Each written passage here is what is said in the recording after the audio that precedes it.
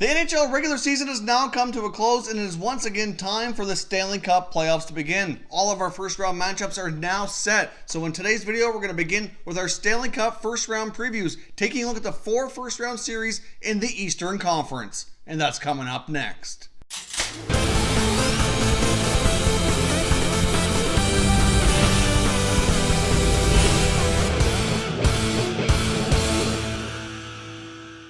Hey everyone, and welcome back to another video here at Top Shelf Hockey. If you're new to the channel, thanks for stopping by. We review and discuss all 31 NHL teams, so if you're a huge hockey fan, consider subscribing and clicking the bell so you don't miss anything. So welcome to the 2019 Eastern Conference NHL Stanley Cup Playoff preview video, where we'll take a look at all 4 of the first round series. We're going to analyze these series in 3 main parts. We're going to take a look at the regular season series between the teams doing battle here. We're also going to compile a stats pack for each of these teams and compare how their regular seasons went. And we're also going to do what we call the keys to the series, where I kind of break down and analyze the main things that are going to be happening to take place here for each team to have a chance to win. And at the end of that, I will give you my thought and prediction on who I think is going to win each series as well. Now, there will be a video coming a little bit later on the Western Conference, so stay tuned for that. And we will also be doing another video with a bracket challenge going through the entire bracket for my playoff predictions. That'll be coming up shortly as well, so stay tuned for all those as we deep dive here into the playoff previews.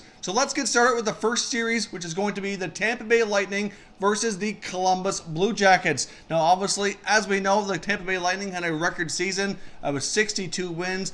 Absolutely phenomenal year. They dominated this league in a time of NHL parity due to the salary cap era here. This is rare that we see a team absolutely run away with first place in the league like this and have such a dominant season. But they've been able to accomplish that, and they had a lot of big performances along the way. I mean, we have Nikita Kucherov setting a record for most points in a season by a Russian player. He secured himself the Art Ross Trophy. Now that the season's done, we can say that for sure. We know Andrei Vasilevsky is going to be a contender for the Vezina Trophy. You got Victor Hedman's going to be a contender for the Norris Trophy. I mean, you got other guys as well, like Stamkos having a fantastic year. This team is just incredibly deep, incredibly strong, and they're going to be a force to be reckoned with here in the Stanley Cup playoffs. And you get the Columbus Blue Jackets, who finished in wildcard number 2 spot. They made a lot of big deadline acquisitions, including Matt Duchene and Ryan Dzingel, as well as Keith Kincaid, who's seen limited action, along with Adam McQuaid, defenseman as well. Duchene and Dzingel certainly have come up big towards the latter part of the regular season here. They did start a little slow,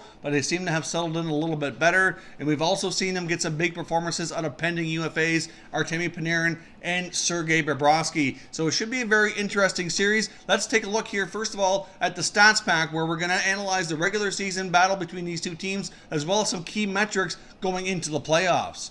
Now, as you can see here, the Tampa Bay Lightning beat the Columbus Blue Jackets in all 3 meetings this season with a 3-0 record, and they also outscored them 17-3. Now, of course, many people say, and I do agree with the fact, that the regular season record between these clubs should not necessarily be an indicator of what's going to happen here in the playoffs. The playoffs are an entirely different beast. Injuries can have certainly a big impact as well, and lots of things can happen that are unexpected. But either way, it is worth noting, though, I do believe that Tampa Bay handled Columbus relatively easily during the regular season. Now, analyzing 4 other key metrics here, we're going to look at the power play, the penalty kill, goals for per game, and goals against per game to see how these teams match up. Now, if you take a look at the Tampa Bay Lightning, they had a 28.2% power play, which was the absolute best in the NHL. That's a major force to be reckoned with here.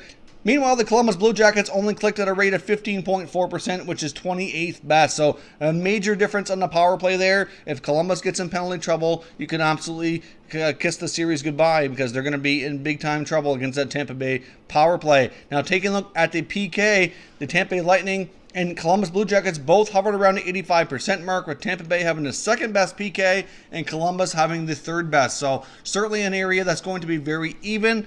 So obviously, even though Columbus obviously is going to be up against a top power play in the NHL, at least it's the top PK as well. And they often say defenseman's championship. So perhaps that strong PK will be able to handle the Tampa Bay power play if they get themselves in penalty trouble. But at least that's an area of special teams that is very much even. But overall, considering the huge gap on power play, I think we can give a slight special teams edge to Tampa. but I guess we'll see here if Columbus can get their power play clicking better. Obviously, with all those deadline acquisitions and Panarin playing well as of late, that very well could make a difference. Now, looking at goals for and goals against throughout the season, the Tampa Bay Lightning clicked at a 3.89 goals for per game average, which was first in the NHL, so they're the highest scoring team. So certainly, again, a major force to be reckoned with. You've got Kucherov, Stamkos, Braden Point, Victor Hedman, and many others that are absolutely strong here on this team. There's many ways you can get burnt. You can't do line matching against this team because they're too deep to do it.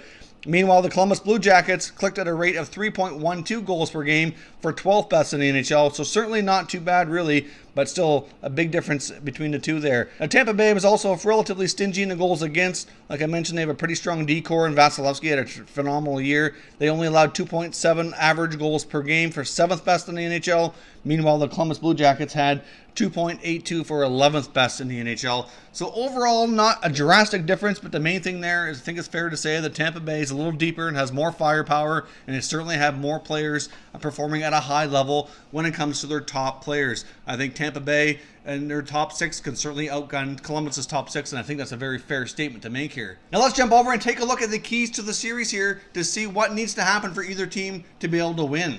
Now, obviously, Sergei Bobrovsky is going to be a major X factor in this series. Can Bob produce like the regular season Bob that we've come to know here for so many years? Sergei Bobrovsky's had a phenomenal regular season record and has yet to be able to put together any kind of playoff run. This Columbus Blue Jackets team has yet to win a playoff series in their team's history, and a large part of that is the fact that he hasn't been able to come up big for them. So can Bobrovsky be regular season Bob here in the playoffs for the first time? He's a pending UFA, and regardless of where his future takes him next year, this is going to be huge for him as well to get that big contract he's looking for as well. So certainly will be interesting to see if he can finally accomplish that. The Victor Hedman injury could be a key here as well. I mean, obviously Hedman was shut down for the remainder of the regular season after being hurt, and obviously whether or not he's able to start the series and how effective he might be, even if he does play, it's possible he may not be at 100%.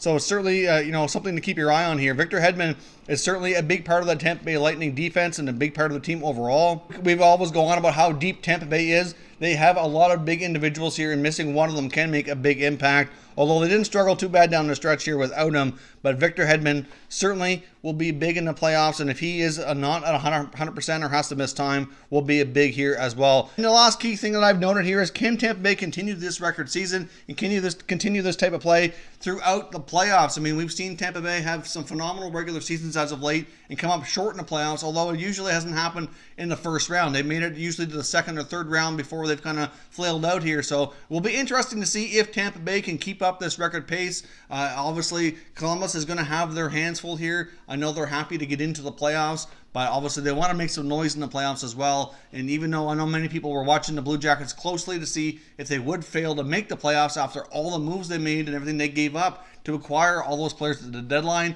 while keeping their own UFAs as pending, kind of like their own rental players, then obviously that's going to be a big role here. But I just don't see Columbus being able to overcome this huge juggernaut in Tampa Bay. I do see the Tampa Bay Lightning winning this series, most likely in 5, possibly no more than 6 games. Now let's jump over here and take a look at the other battle of the first place team against the wildcard team, which features your defending Stanley Cup champion Washington Capitals against the upstart Carolina Hurricanes. Now obviously the Carolina Hurricanes have made the playoffs for the first time in a long time. They've been a very fun team to watch this year. That surge celebration at the end of their victories at home have been fun. I know there's a few people around the NHL that haven't been fond of them, but you know what? Their fans have been really into it. The players are into it, and it's really helped create a much more fun atmosphere in their home arena. They've certainly helped engage their fans a lot as well. So personally, I am a fan of it just because of what it's brought to that team and to that franchise and into their atmosphere there in their building after the games. Many people catch themselves watching the celebrations and wanting to know what they're going to do next.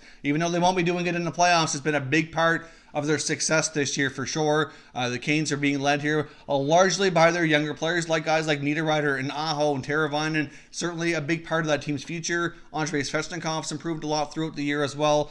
So they do have a lot of inexperience going into the playoffs, but they're going to be, led by their leadership group, led by Captain Justin Williams, who's going to be doing battle against his former team, the Washington Capitals. Mr. Game 7, as he's known for the big moments he's been able to produce in Game 7 in the past, will certainly be relied upon heavily here for his leadership as he takes the Canes into uncharted territories for many of these guys on the roster. You get the Washington Capitals, like I mentioned, the defending Stanley Cup champions. Didn't really miss a beat this year. There wasn't much of a Stanley Cup hangover. They won their division here yet again. They're still a major force to be reckoned with. They have largely, for the most part, the same team as last year. So if they can get their act together, the only difference here is they have a different coach behind the bench, but using similar strategies and certainly similar type personnel. So I don't expect a whole lot of difference here. The Canes are certainly going to have their hands full with the big juggernaut Washington Capitals for sure here. Now let's take a look at the stats pack between the Capitals and the Canes to analyze how these two teams match up.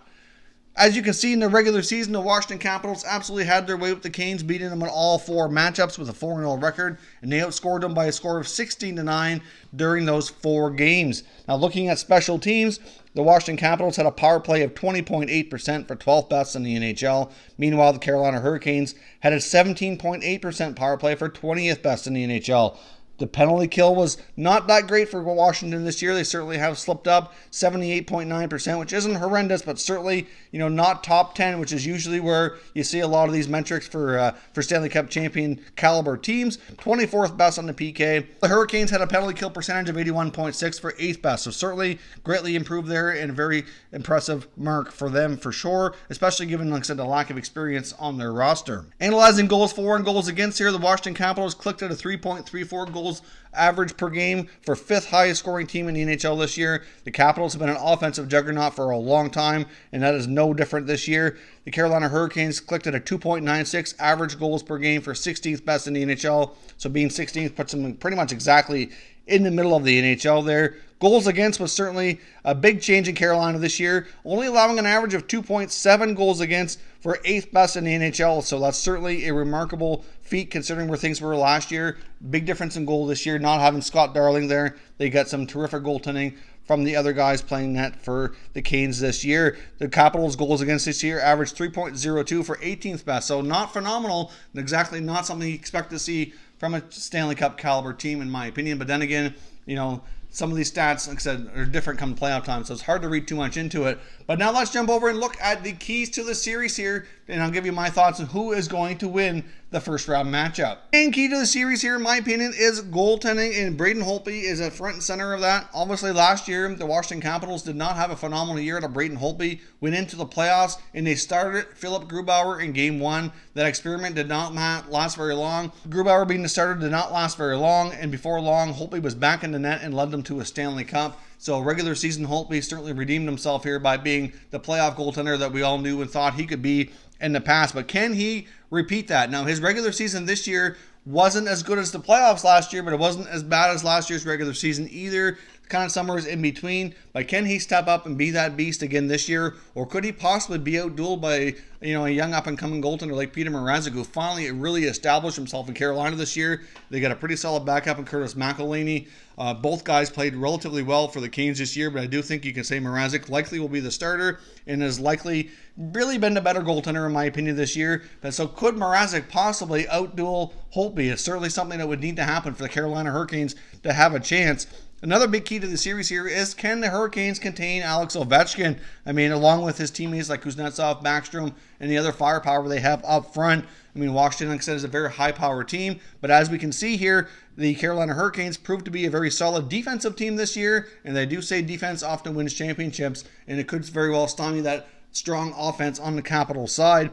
And then last key to the factor here to the series, and it could be a big one, is will the Canes' inexperience really be a big X factor in this series? Obviously, the Capitals have a ton of experience winning the Stanley Cup last year. That was huge for them.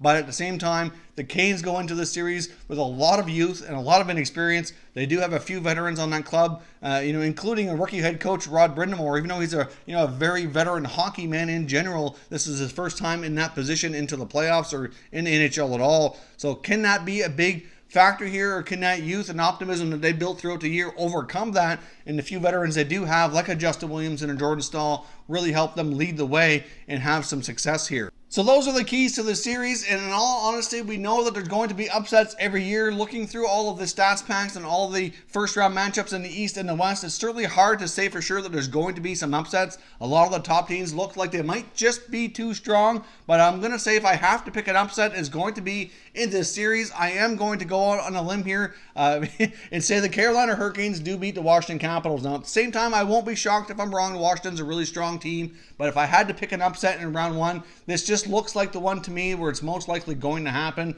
Like I said, I wouldn't be, I hate to bet against Washington, you're defending champions. I bet against them many times in the past and was proven right, but last year I knew that they would gonna get some jobs done, and I was correct on that as well. But I think this time is coming to an end, and I think the upstate Hurricanes very well are going to make some noise and surprise the Capitals here and kind of do well with their defense and strong goaltending and take this series likely in at least 6, maybe even 7 games.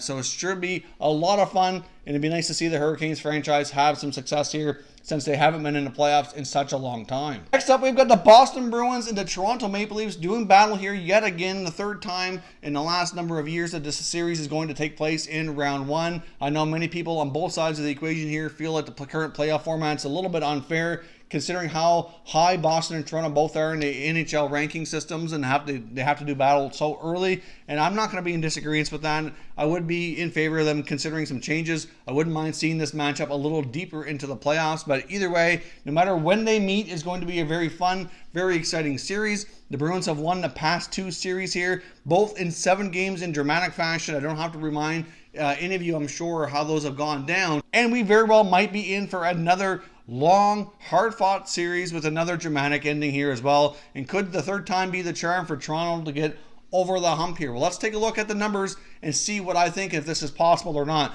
So let's jump over to the stats pack for this series. Now, as you can see, in the regular season, the Bruins did take 3 out of 4 games from the Leafs this year and outscored them 16-10. But again, like I said, that's something to take with a grain of salt. The regular season record doesn't always translate into playoff success. But either way, the Bruins have handled the Leafs relatively easily this year.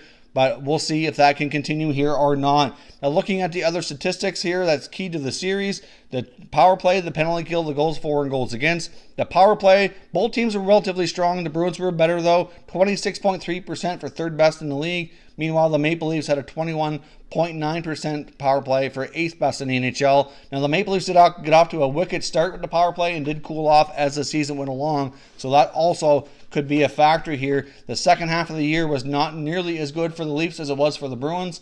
The Leafs were off to a phenomenal start, but their second half of the season really hasn't been the best. So they really need to find their game like they were playing in the first half of the year to really have a strong chance here to beat Boston, in my opinion. Looking at the PK, they're pretty even as well. 80.1% on Boston, 80.3% on Toronto, and they sit 17th and 16th respectively there. So really, special teams for the most part are relatively even. We'd give a slight edge to the Bruins on the power play for having, a more consistent power play throughout the entire season. If you take a look at goals for, goals against, the Maple Leafs certainly were the higher scoring team, averaging 3.47 goals per game, where the Bruins managed 3.14. And goals against certainly went to the Bruins with a 3.01 average for the Leafs and a 2.58 for the Bruins. So oftentimes the Maple Leafs had to score a lot of goals to score their way to victory to make up for their defensive mistakes and allowing a lot of goals as well. So they're a very high-scoring team. Now in the playoffs, we often see lower-scoring matchups, which is certainly going to favor the Bruins in this case. Obviously, the Bruins are the stronger defensive team. I don't think anybody would doubt that. But at the same time, you could say the Maple Leafs are probably a little bit deeper when it comes to the offense. But as we always say, defense often wins championships. So can the Bruins defense slow down the Toronto offense more so than the other way around? And I think that's going to be a major key here. So let's jump over and take a look at the keys to the series and analyze how this is going to go. Obviously, the key to most of these series is going to be a goalie battle. Can Frederik Andersen outperform Tuukka Rask or vice versa? Whoever has the stronger series is likely going to give their team a major advantage. And I do think it's possible that Frederik Andersen can outduel Tuukka Rask. However, if either team ends up in a situation, either due to performance or injury, that they have to rely on their backup goaltender at all, I do have more confidence for sure in the Boston Bruins. Obviously, Jaro Halak has certainly proven to be a very solid backup this year. Meanwhile, Garrett Sparks is not going to be present for the Maple Leafs. They're going to have Michael Hutchinson, at least for the beginning. And either way, no matter who they have there, it's a lot of inexperience and just not a lot of confidence by Leaf fans and their team for sure going down to the playoffs. So hopefully Frederik Andersen, for any reason at all, does not have to come out of this series, so that would be a major blow for the Leafs, and we need Freddie Andersen to outperform Tuukka Rask for the Leafs to have a chance here for sure. Now, the other big key here is, can the Maple Leafs defense contain the big line for the Boston Bruins? Bergeron, Marchand, and Pastrnak, they've been an absolute force. Arguably one of the, if not the top line in hockey this year yet again. Those guys are so good, and they play in all situations as well. They're on the ice a lot, and it's just really difficult for them to contain. With the Maple Leafs decor being their more weaker area of the team, it's going to be a major challenge, and whether or not they can step up will also play a big role here. And the other big thing for me is, can the Leafs bottom six players outperform the Bruins bottom six players? I do have a lot of confidence, though, that the Maple Leafs bottom six depth players can probably outperform, or at least can keep up here with the Bruins. There's a lot of offense even on every line, but the Bruins also have a lot of experience and offense on most of their lines as well. But the Maple Leafs need to have more secondary scoring than the Bruins in order for them to stand a chance here. Now, taking a look here at my thoughts and predictions on this series, is a really difficult one to call. I expect it to be very close. It's going to go 7 games here yet again. I'll be quite surprised if it does not. The Bruins do hold home ice advantage here yet again as well, which is also not a good thing for Toronto. Obviously, they've had some Game 7 collapses in Boston that I'm sure that they don't want to think about, and they want to change things here and kind of change the script moving forward. But I think the Bruins offense is going to be too much for the Leafs defense, and as much as Freddie Andersen can only do so much, I am picking Boston to win this series in 7 games. And last but not least, the other first round matchup we have is the New York Islanders doing battle with the Pittsburgh Penguins. The upstart Islanders are certainly very proud of the fact that they have certainly turned their season around. Many people wrote them off after John Tavares left town, that they were going to be absolutely garbage this year, near the bottom of the league, and they did anything but. They had one of their best seasons they've had in a long time, finishing with over 100 points. They grabbed second place in the Metro Division, which was no easy task. It was looking like for the longest time that they were going to finish first, but they did slip to second. But either way, they have a first-round matchup here against the Penguins, who have been no easy opponent and have certainly won 2 of the last 3 Stanley Cups. So there's lots of experience on the Penguins side, but they certainly are facing a very upstart Islanders team with a lot to prove, and they have a lot of guys on that side as well playing for contracts and trying to get this franchise here moving forward. So let's take a look at the stats pack between the Islanders and Penguins and compare how these teams likely match up. As you can see, during the regular season here, they split the season series, each winning 2 games. The Penguins did outscore the Islanders 13-12, but still very, very close matchups. So I do expect a low-scoring, tight affair here between these two in this series for sure. Starting with the power play, the Islanders are going to have to be very careful not to get in penalty trouble. The Penguins have a very lethal power play, clicking at a rate of 24.6%. for 5th best in the NHL. Meanwhile, the Islanders only clicked at a 14.5% rate, 29th in the league. You do need a strong power play in the playoffs to have any success, and the Islanders are certainly going to have to improve on it if they hope to have any success here in this first round series. The PK for both teams is pretty even. The Penguins finished with 79.7, the Islanders 79.9, 19th and 20th respectively there, so not a great deal of difference, so that should be pretty even throughout this series. Goals for, the Penguins are certainly the more potent offense, averaging 3.3 goals a game for the 6th highest in the league, and the Islanders finished with 2.72 for 22nd. Goals against, though, is a little bit of a different story. The Penguins allowed 2.9 goals per game on average, which is 14th best. Still not too bad, but the Islanders were number 1, 2.33 goals against, largely led by their goaltenders, Robin Lehner and Thomas Greiss. The resurgence and reborn of Robin Lehner back, with the Islanders getting a fresh start, getting through a lot of obstacles over his life and professional career to really rebound for his really first real solid full year in the NHL since he's been in the NHL. So certainly a brand new story. Robin Lehner's been the Islanders nominee for the Masterton Trophy, and deservedly so. He's had a phenomenal year, and he's battled a lot to get there, so you can't help but cheer for a guy like that, regardless of the outcome in this series here. But as we always say, defense often wins championships, and the Islanders were certainly the top defensive team in the league, so can they overcome the high-powered Penguins offense? So let's take a look at the keys to the series and break this down a little bit further on what has to happen for either team to win. Now, as I mentioned, the Islanders were the top defensive team in the NHL in the regular season. They are going to need to keep that up against a very high-powered offense in Pittsburgh. So can they do that? And if they can, they're going to stand an excellent chance to win here. If not, this could be a landslide going in the other way.